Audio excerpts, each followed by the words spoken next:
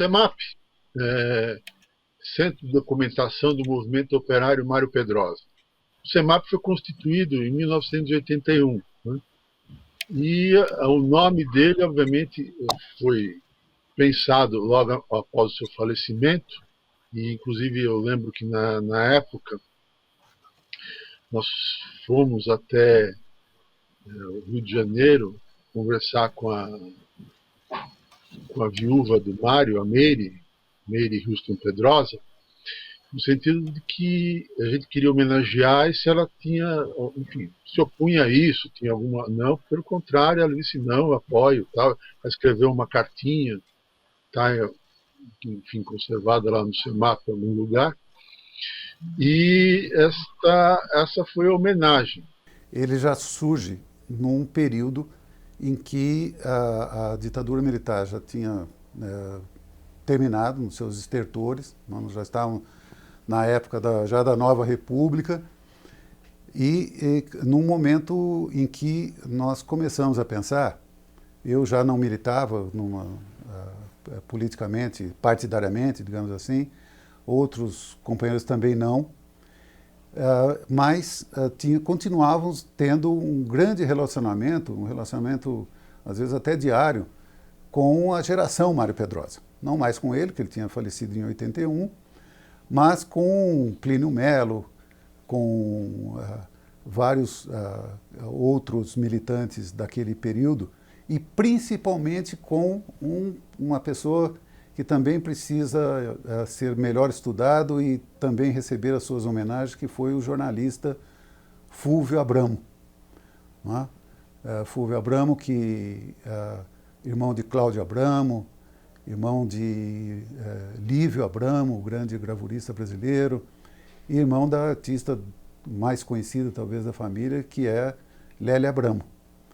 Irmão de Cláudio Abramo, o grande jornalista que fez a Revolução da Imprensa nos anos 70, no Brasil, no Jornal da Tarde, grande polemista.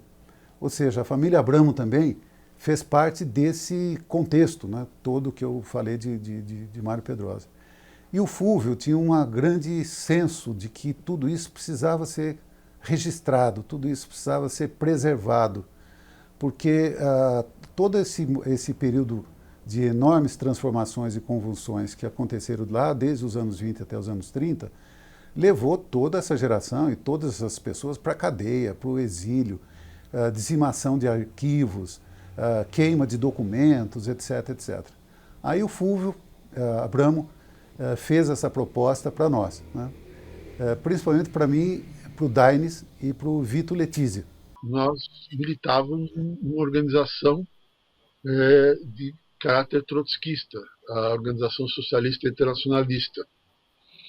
E lá dentro também se discutiu essa questão. O que interessava era a documentar o nosso objeto de interesse, que era o movimento operário, obviamente com uma ênfase maior para o campo dos trotskistas e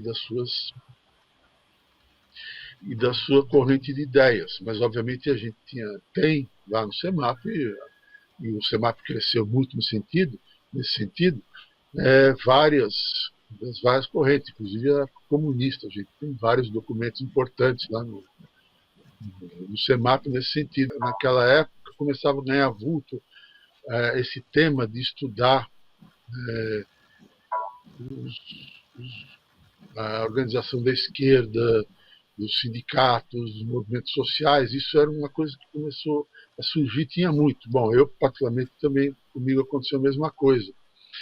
E isso foi fazendo com que esses vários arquivos se organizassem. Toda essa documentação que foi reunida aí nos anos 80, ela acabou tendo uma dimensão tal que nós nos abrigamos num primeiro momento no Departamento de História da Universidade de São Paulo, da USP, e depois de alguns anos lá, o CEMAP passou a se associar ao CEDEM, que é o Centro de Documentação e Memória da Unesp, da minha universidade. Foi um encontro bastante feliz, um encontro muito produtivo, com digitalização de documentos, etc., tal, preservando essa parte da memória. É através dessa organização e dessa disponibilidade que muitas teses foram escritas e que muitos pesquisadores tiveram acesso à documentação. É uma história que fica preservada, né? É uma história que fica, inclusive, para ser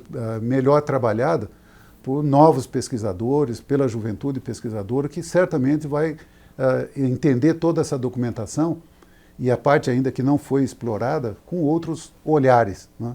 Coisa que é sempre importante para nós entendermos o nosso país, nos entendermos como cidadãos nesse difícil país que é o Brasil. Cada vez que um fascista chegar ao poder, o inimigo dele será a cultura, serão os artistas, né?